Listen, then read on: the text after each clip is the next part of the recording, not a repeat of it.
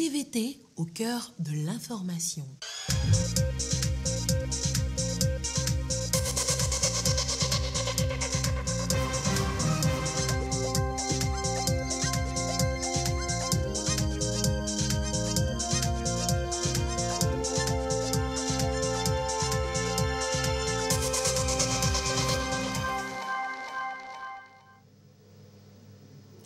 Bonsoir à toutes et à tous. Merci d'être avec nous pour ce journal.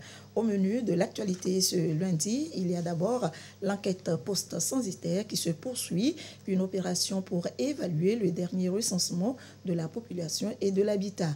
Des agents de l'Institut national de la statistique sont sur le terrain pour le suivi. Le gouvernement veut mettre fin au lotissement clandestin, souvent source de litiges fonciers. Géomètres et topographes sont appelés à se conformer à la législation en vigueur. Retour dans ce journal sur le forum des producteurs, étape des plateaux. Des promesses ont été faites aux producteurs, des mécanismes sont mis en place pour les accompagner. Et puis, vous suivrez en fin d'édition un match de réjouissance des jeunes producteurs, tournoi de football organisé pour remercier le chef de l'État pour l'intérêt accordé au secteur agricole. Voilà pour les titres. Bienvenue. D'abord, le 5e recensement général de la population et de l'habitat. Les résultats définitifs seront disponibles après l'enquête post-censitaire. L'opération est d'ailleurs en cours. Dans cette optique, des agents de l'Institut national de la statistique sont sur le terrain pour le suivi. Carmen Madiakapo. Munis de tablettes, les agents recenseurs de l'INSED sont encore sur le terrain, pas pour un deuxième recensement, mais pour s'assurer que tout s'est bien passé lors du 5e recensement général de la population. Ce matin, à Adakpamé, Brigitte reçoit à l'improviste la visite de 2 agents. J'ai écouté les gars du chef Gongoné la semaine passée. Aujourd'hui, les agents sont venus chez moi. Ils m'ont posé quelques questions. Ma date de naissance, la date de naissance de mes enfants et de mon mari. Je leur ai donné toutes les réponses. Pour cette enquête, les questionnaires à renseigner sont tout simples. Cette fois-ci, le questionnaire est très réduit. Il y a certains modules qui ont été détachés par rapport au RGPH. Le questionnaire, cette fois-ci, ne prend pas en compte le module habitat, le module agriculture. Ça prend en compte le décès et l'immigration. Le PC, c'est une enquête post-sanitaire qui va permettre de voir le taux de couverture du RGPH 5. L'enquête post-censitaire permettra d'évaluer la qualité du RGPH 5 et de calculer le taux de couverture de la population dénombrée afin de disposer des résultats définitifs. L'enquête post-sanitaire ne concerne pas toute la population, ne concerne pas tout le pays. Donc pour le faire, nous avons un échantillon, nous avons tiré un échantillon de ZD qui seront concernés. Et comme c'est toute enquête, nous avons des techniques pour extrapoler les résultats que nous aurons sur cet échantillon. Donc ce n'est pas la peine de couvrir toute la population. Donc juste avec cet échantillon, nous aurons les résultats attendus. Cette enquête a démarré le 5 février dernier. Elle va durer 2 semaines. Fin des lotissements clandestins au Togo, souvent source de litiges fonciers. Le gouvernement tape du poing sur la table. Géomètres et topographes sont appelés à se conformer à la législation. Dans un communiqué, les contrevenants s'exposent désormais à de lourdes sanctions. Plus de détails avec Carmen Madi Akakou. Le gouvernement hausse le ton. Les lotissements clandestins, c'est-à-dire les opérations consistant au morcellement ou division volontaire en lot des propriétés foncières sans autorisation, doivent prendre fin. Les géomètres, topographes ainsi que les propriétaires terriens sont désormais soumis à la détention d'une autorisation préalable du ministre de l'Urbanisme, de l'Habitat et de la Réforme foncière avant de procéder à ce type d'opération. Et ce n'est qu'un rappel, précise Kofi Tcholenyanou, ministre de l'Urbanisme. Le gouvernement a sorti ce communiqué pour rappeler une disposition qui existait depuis 1967. Il ne suffit pas seulement de faire des tracés pour dire qu'on a fait un lotissement. Nous avons des services appropriés qui étudient d'abord la morphologie du sol, voir comment orienter les canalisations pour faciliter l'écoulement des eaux usées et des eaux pluviales. Cette mesure que nous rappelons permet plutôt de réorganiser, d'encadrer les installations sur le territoire national. Nous avons un territoire qui est le Togo, mais il faut faire un aménagement cohérent pour que nous puissions distinguer les zones où nous pouvons habiter, les zones qui ne sont pas habitables à cause de leur statut inondable, des zones où nous pouvons développer des activités agricoles, des activités industrielles, des espaces verts. Les lotissements clandestins sont souvent source de litiges fonciers. L'action du gouvernement vise à contribuer à protéger les citoyens et partant renforcer la bonne gouvernance foncière au Togo.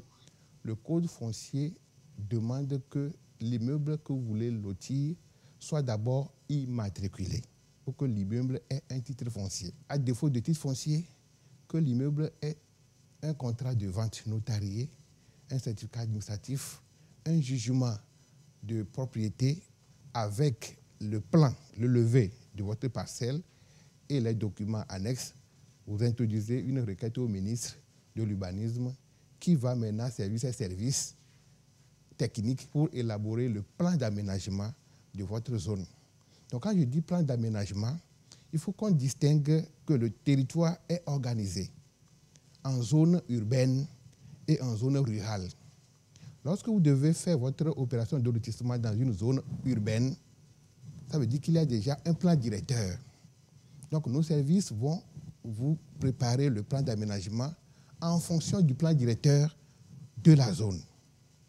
Maintenant, si, par contre, le lotissement est demandé dans une zone non approuvée, c'est-à-dire qui ne dispose pas de plan directeur, nos services vont d'abord faire un rattachement à la ville la plus proche où il y a un plan directeur et vous élaborez le plan d'aménagement.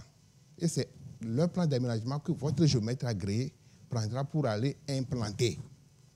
Et après, nos services feront le contrôle de conformité par rapport au projet qui vous a été remis. Et quand cette conformité est assurée, le ministre de l'Urbanisme va prendre un arrêté d'approbation.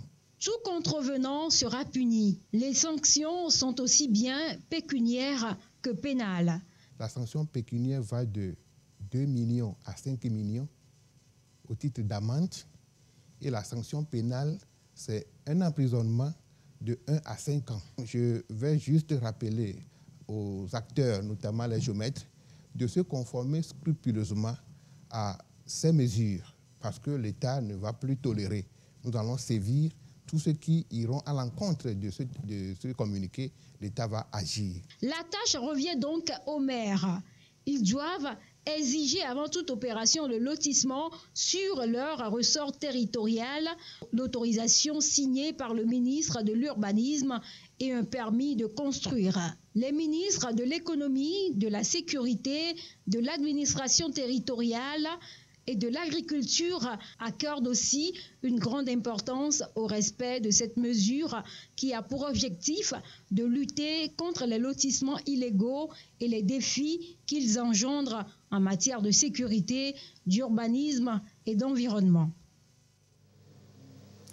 Tout autre chose maintenant, le Forum des producteurs agricoles du Togo, la région des plateaux était à l'honneur la semaine dernière. Les populations ont salué cette initiative du chef de l'État. Les producteurs agricoles sont plus qu'heureux. Vous allez les entendre tout à l'heure. Propos recueillis par Sylvain Aboudou. Nous les producteurs, nous savons maintenant qu'en tant que producteurs, nous devons nous comporter comme des entrepreneurs et nous devons réagir tout comme des entrepreneurs afin de pouvoir dégager des bénéfices, des marges sur nos activités et ne plus être en bas de l'échelle tout comme on le pense toujours. Nous avons reçu des informations par rapport à la mécanisation et à l'irrigation que le gouvernement est en train de penser mettre en place pour faciliter le travail du producteur et rendre la productivité plus optimale. Donc, et ce qui nous a plus satisfait, c'est l'intervention du chef de l'État, son Excellence M. Forsos Mnangagwa. Il a dit qu'il ne veut pas, qu'il ne veut plus des théories, mais il veut qu'on reparte avec des choses pratiques. Et quand les sujets ont été posés, il a demandé à ce que les réponses soient immédiatement données. Et nous croyons vivement qu'avec ces réponses, cette formation de 3 jours avec l'apothéose aujourd'hui, on aura beaucoup d'améliorations dans la productivité, bien sûr, et beaucoup d'améliorations dans le changement des conditions de vie de la population. Alors, nous tenons à dire un grand merci au chef de l'État pour cette initiative. Franchement, tout ce qu'il a dit, ça nous encourage. Et, les approches de solutions qu'on nous a données, on sait vraiment qu'avec l'accompagnement des techniciens, nous sommes sûrs que ça va marcher. Je retourne satisfaite parce que toutes nos doléances que nous avons présentées au chef de l'État, il a promis nous satisfaire. Donc nous sommes satisfaits et parce que quand il promet, il le fait.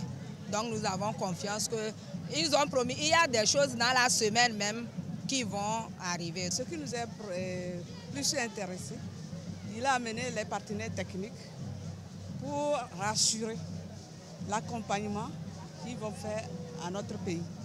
Là, moi, ça m'a vraiment plu et je suis ravie. Et il y a déjà la commande de l'engrais qui est en cours, qui va arriver très tôt. Et il y a aussi l'agence nationale de la transformation agricole qui va nous aider à toucher de droit ce que chaque producteur a comme difficulté et comment l'accompagner jusqu'à ce qu'il devienne professionnel et ne plus travailler comme producteur ni transformateur, mais être des professionnels agricoles, se nourrir de ce que nous produisons. Nous avons pris des engagements.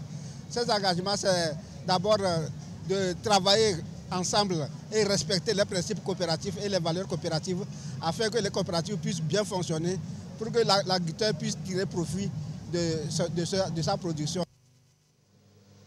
Et l'une des difficultés des producteurs est l'accès au financement, alors que des mécanismes sont mis en place par le gouvernement pour les accompagner. À ce forum, des explications leur ont été fournies sur le fonctionnement de certains outils, le MIFA, le FNFI et bien d'autres. Objectif, les amener à bénéficier de ces acquis et améliorer leur rendement. Le point avec Sylvia Abdou. Malgré les différentes opportunités offertes au secteur agricole, beaucoup de producteurs rencontrent encore des difficultés en matière d'accès au crédit. Entre autres opportunités, le MIFA, mécanisme incitatif au financement agricole fondé sur le partage de risques. Ce produit a été expliqué aux producteurs, notamment les conditions d'accès pour véritablement mieux accompagner les paysans dans leur effort de production. Le MIFA a été mis en place par l'État, par le gouvernement, sous le leadership du chef de l'État, pour que l'on puisse accompagner les producteurs à accéder plus facilement au financement. Le MIFA a connu des mutations, donc nous avons expliqué les mutations que le MIFA a connues depuis sa création en 2018 jusqu'à ce jour et l'actuel positionnement du MIFA. Et nous avons expliqué les filières sur lesquelles nous sommes positionnés aujourd'hui. Nous avons notamment le soja, nous avons la mangue, nous avons l'ananas, nous avons les épices comme le piment, le gingembre et le curcuma. Il y a également d'autres filières comme le maïs, comme le riz, comme l'aviculture que nous accompagnons à travers des projets que le gouvernement a mis en place afin de sécuriser l'alimentation dans notre pays. Donc nous avons expliqué tout cela aux producteurs et nous leur avons également donné les conditions pour qu'ils puissent avoir accès à ces financements-là. Il nous a dit qu'il a l'opportunité de nous faire des prêts pour avoir au moins les tracteurs. C'est ça qui est notre objectif principal. Aujourd'hui, on a ces tracteurs à nos dispositions, cela nous permettrait d'avancer. C'est ça l'opportunité. Aujourd'hui, nous jetons les frais au chef de l'État parce qu'il a pu penser à nous pour ouvrir ces opportunités, que ça puisse nous permettre d'élargir nos champs. Outre ce produit, bien d'autres, notamment AgriCef, AGCF, ANPGF et surtout le Fonds national de la finance inclusive FNFI qui également intervient dans le secteur agricole avec un financement satisfaisant. C'est des crédits vraiment bien mesurés et à des taux vraiment très bas que nous offrons et surtout aux petits exploitants agricoles. Mais aujourd'hui, nous avons encore de nouveaux produits qui sont dans l'ordre de millions, qui ne sont pas spécifiquement dédiés à l'agriculture, mais qu'on utilise pour faire le financement agricole. Et ça m'a vraiment beaucoup intéressé, ce projet FNFI là. Et puis par rapport aussi au projet MIFA, qui est en train d'aider nous les agriculteurs à bien produire et à améliorer nos productions. Moi, je tiens à dire un très sincère merci au président de la République togolaise. Comme il n'y a pas de mots qu'on peut remplacer par ce merci, on tient toujours à le remercier, à le soutenir. Le Forum des producteurs agricoles est donc un créneau qui permet aux producteurs de comprendre les zones d'ombre pour désormais prendre un engagement, celui de saisir l'opportunité pour accroître les superficies et mieux produire. Beaucoup d'informations nous sont données aujourd'hui qu'on ne l'avait pas, particulièrement sur le financement. Nous avons eu beaucoup d'informations où on peut accéder au crédit jusqu'à 10 millions. On peut accéder à des crédits à moyen, à long terme, des crédits de 2, 3, 4, 5 ans. Donc vraiment, nous voudrions dire merci au chef de l'État pour cette initiative très louable. Ce forum, c'est d'atteindre l'objectif du gouvernement, celui de faire de l'agriculture l'agro-industrie. Et le financement est l'un des piliers pour faire comprendre aux producteurs les avantages afin de mieux les accompagner pour une production visant à améliorer l'autosuffisance alimentaire et mieux faire fonctionner également les usines mises en place. Ils sont nombreux, ces producteurs agricoles, à s'illustrer dans divers secteurs, l'élevage ou l'agriculture. Cependant, certains, les plus audacieux, ont choisi d'embrasser les deux, et l'élevage et l'agriculture. C'est bien ici le cas de Assamati. Silver Abdou et son équipe sont allés à sa rencontre. Reportage.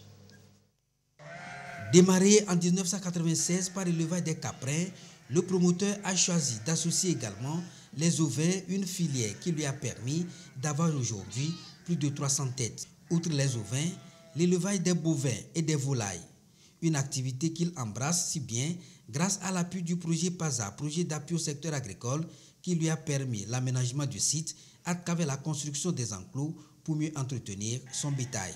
En 2014, le PASA m'a aidé avec un coût de 3 500 000.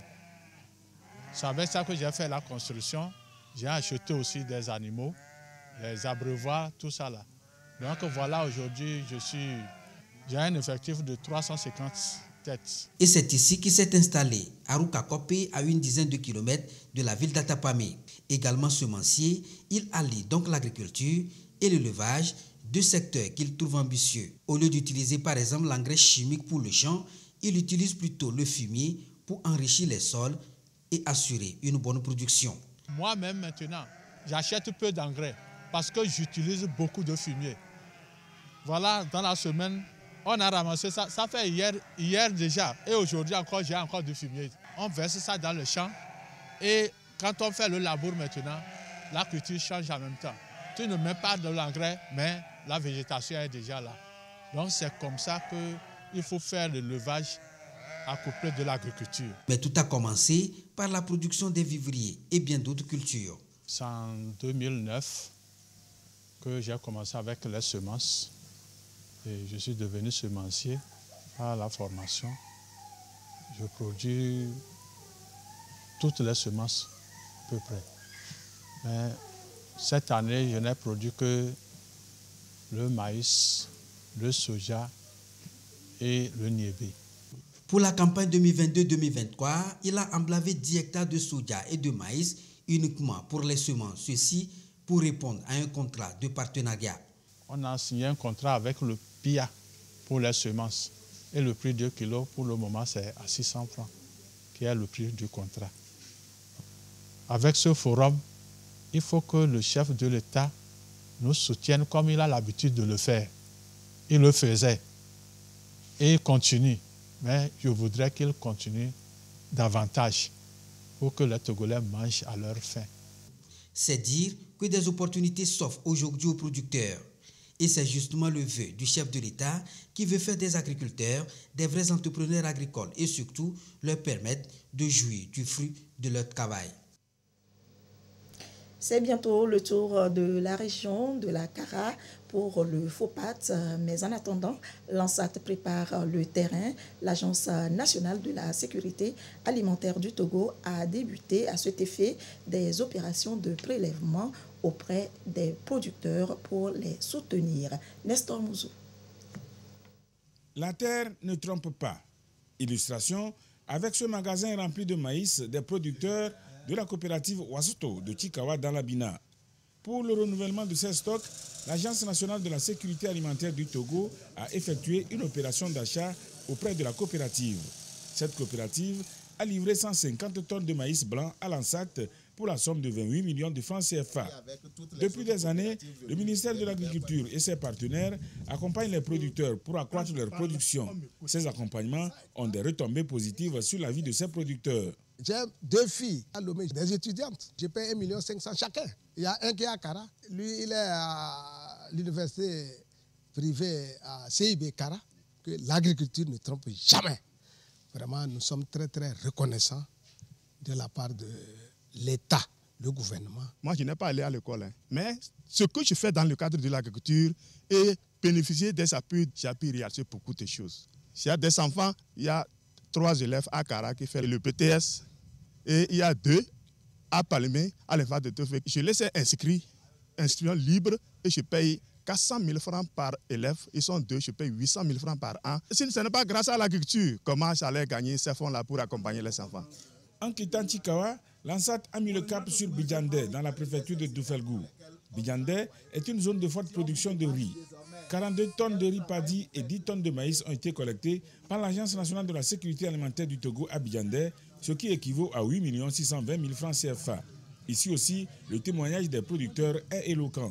Ils nous ont donné gratuitement l'engrais selon la superficie. Et après tout, maintenant, ils viennent. Ce que tu as cultivé, maïs là, tu les vends. Ils prélèvent leur crédit.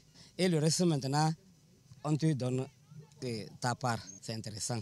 Parce que si ce n'est pas ça, comment tu pourras maintenant payer l'engrais? Et maintenant, scolariser l'enfant à l'école. Je remercie l'ANSAT. S'ils pouvaient continuer tout le temps comme ça, là, on va voir si le paysan togolais peut évoluer un peu. En une journée, l'ANSAT a parcouru 3 localités de la région de la Kara pour s'approvisionner en céréales. Sinteweta, dans la préfecture de la Kiran, a été la 3e localité. Le client de l'ANSAT à Sinteweta, c'est la coopérative Oulabsara, qui lui a vendu 50 tonnes de maïs à 9 500 000 francs CFA. Nous sommes contents que chaque année, l'ANSAT pense à nous et vienne prendre notre stock. Sans vous mentir, notre vie a changé, puisque nous avons acheté des tricycles, même nous avons acheté un tracteur, nous avons acheté un véhicule de 9 places. Si vous voyez nos chambres, avant c'était sous la paille. Maintenant, tout le monde m'a tollé sa chambre. Vraiment, nous tenons à remercier le gouvernement. En même temps que l'ANSAT procède aux nouveaux achats, elle fait le suivi du recouvrement des stocks de produits vivriers pour le compte de l'opération d'appui en engrais menée l'année dernière. L'évaluation des opérations de recouvrement au niveau de la région de la Kara nous a révélé un stock total de 324,5 tonnes déjà recouvrées sur un total de 495 tonnes. Nous nous réjouissons. Et au cours de ces opérations de recouvrement, les producteurs déclarent des excédents de leurs produits. C'est fort de cela que le chef de l'État a instruit le gouvernement à mettre une enveloppe financière d'1,5 milliard pour la mobilisation de 5 296,5 tonnes de produits vivriers sur l'ensemble du territoire national. Au niveau de la région de la Kara, les producteurs ont déclaré au total 403,785 tonnes de produits vivriers pour un montant total de 74 604 600 francs que nous avons achetés. Dans sa tournée, la délégation de l'ANSAT a recueilli les doléances des producteurs. Elle a aussi saisi l'occasion pour entretenir ses producteurs sur la gestion des stocks, les acheteurs véreux les conditions d'exportation des produits de grande consommation, la nécessité du regroupement des exploitations et sur leur contribution pour le maintien de la sécurité et de la paix dans le pays. Pour votre gouverne, le Togo est retenu pour être pays pilote en Afrique qui va bénéficier de l'initiative Investir dans les jeunes entreprises en Afrique. Le projet vient d'être lancé. Il vise à soutenir les entreprises et créer des emplois décents. Christine Pétekialoudé. Près de 115% des entreprises togolaises sont de taille très petite, mais représentent une force économique importante. Sur les 10 dernières années, une trentaine de mécanismes en vue de leur promotion est mise en place. Le gouvernement veut encore mieux faire. L'initiative Investir dans les jeunes entreprises en Afrique IABA est lancée. Elle répond aux besoins d'édification des entreprises plus fortes. On va travailler sur le financement des entreprises. À la fois au tout début, les entreprises peuvent être à différents niveaux de développement. Donc le financement pour les entreprises qui viennent de commencer et le financement pour les entreprises qui ont déjà commencé, qui doivent maintenant dépasser le stade d'incubation pour passer à l'échelle.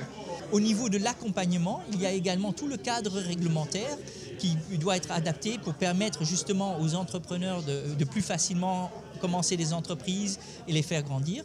Donc nous allons également travailler avec le gouvernement et le secteur privé pour surtout ce cadre réglementaire afin de leur faciliter la vie. L'Union européenne et 11 États membres adhèrent à l'initiative. On considère que le Togo a aujourd'hui de très bonnes conditions pour ce type de programme et qu'il y a une demande réelle de la part de jeunes entrepreneurs togolais et pour avoir accès à ces financements qui les permet de commencer leur activité. L'environnement institutionnel favorable, la volonté du gouvernement de faire des TPME des piliers de croissance, des raisons qui ont milité en faveur du choix du Togo comme pays pilote.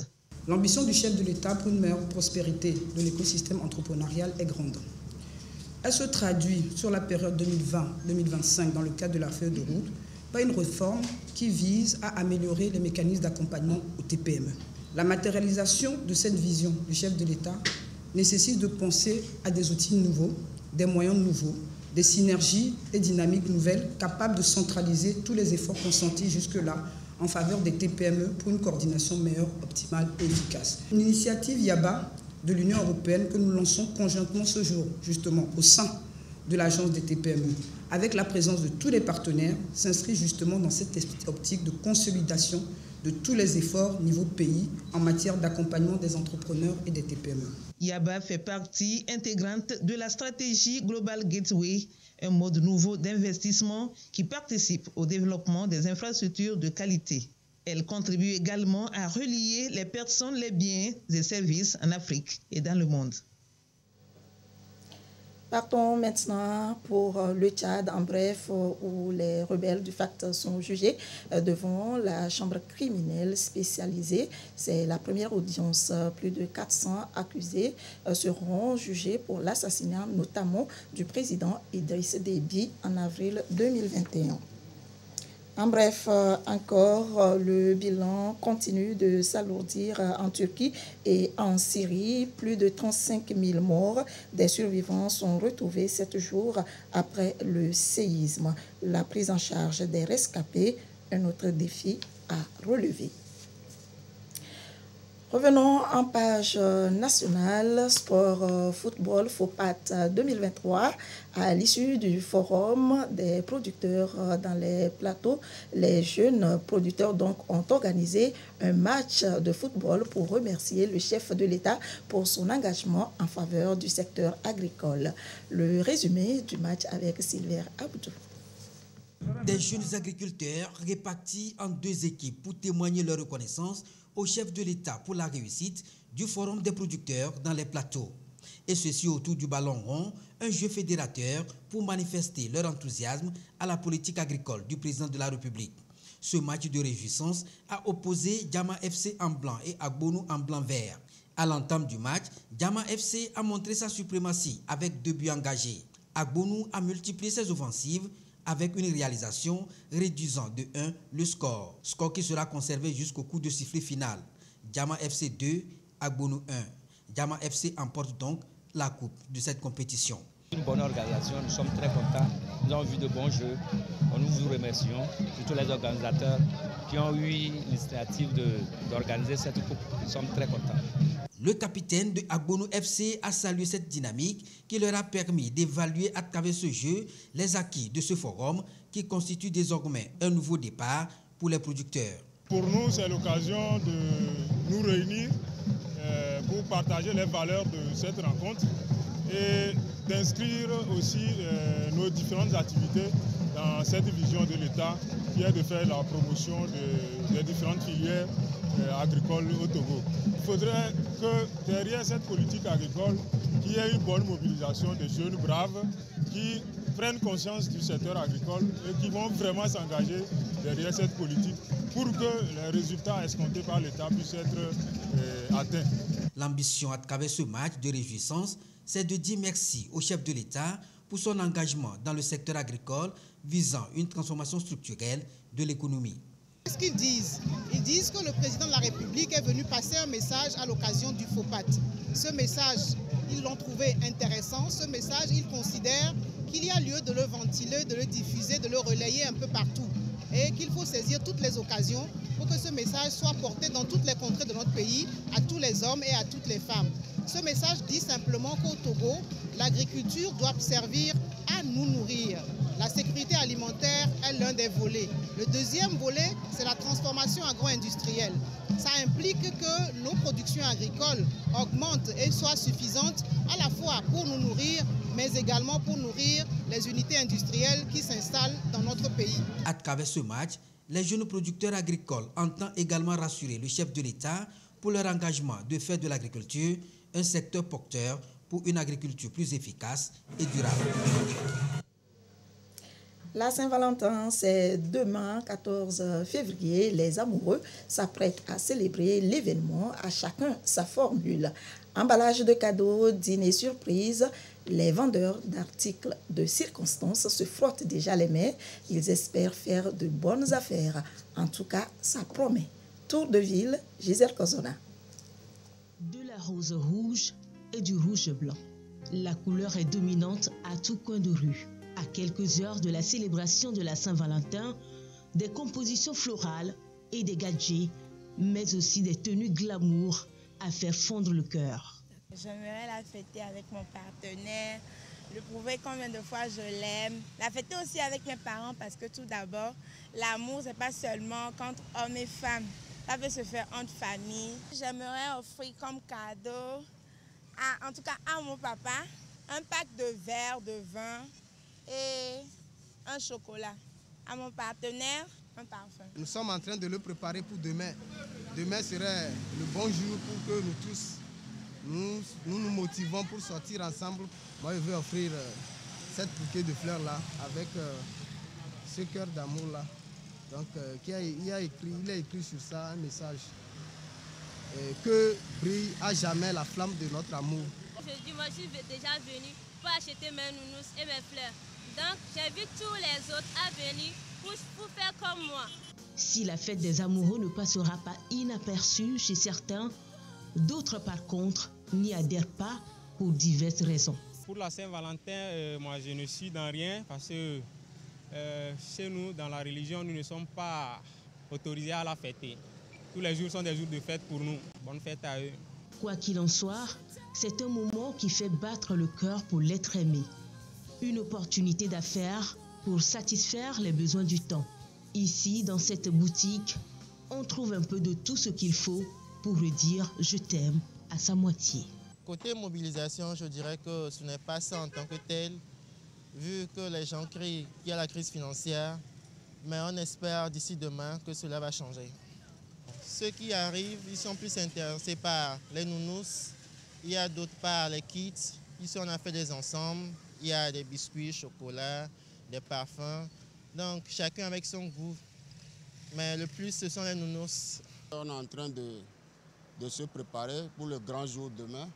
On a des fleurs naturelles et des fleurs artificielles. C'est demain, il ne faut pas rester à la maison, mais il faut sortir quand même, commander quelque chose pour offrir. Pour beaucoup, la Saint-Valentin, c'est une affaire de tous les jours. Et le 14 février nous la rend juste vivifiante et immortelle dans le cœur. Bonne fête donc à tous les amoureux. C'est communiqué pour finir. Le ministre de l'Économie et des Finances communique.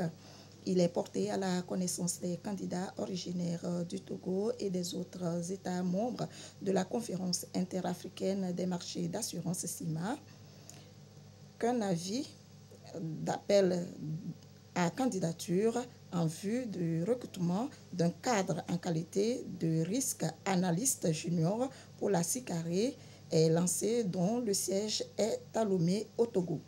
Le risque analyste junior est placé sous l'autorité hiérarchique du directeur du risque management. Tout candidat togolais intéressé par cet avis d'appel à candidature doit faire parvenir son dossier au siège de la SICARE à Lomé au plus tard le 24 avril 2023. Communiqué du port autonome de Lomé, il m'a été donné de constater que des avis de recrutement du personnel à divers postes circulent sur les réseaux sociaux. En ma qualité du directeur général, je tiens à préciser que le port autonome de Lomé n'a jamais lancé un avis de recrutement. Par conséquent, je demande aux opérateurs économiques, aux usagers du port de Lomé et à toute la population de rester vigilants pour ne pas se faire avoir par des arnaqueurs. Le directeur général vous remercie pour votre bonne compréhension. Signé le directeur général contre-amiral Fougan Adegnon. Et c'est ainsi que se termine ce journal. Merci de votre attention. Restez toujours avec nous. Nos programmes se poursuivent. Dans un instant, la météo assure le panorama des sports avec Claude Ama et ses invités. L'actualité revient à 22h30. Merci de votre fidélité et très belle soirée à vous.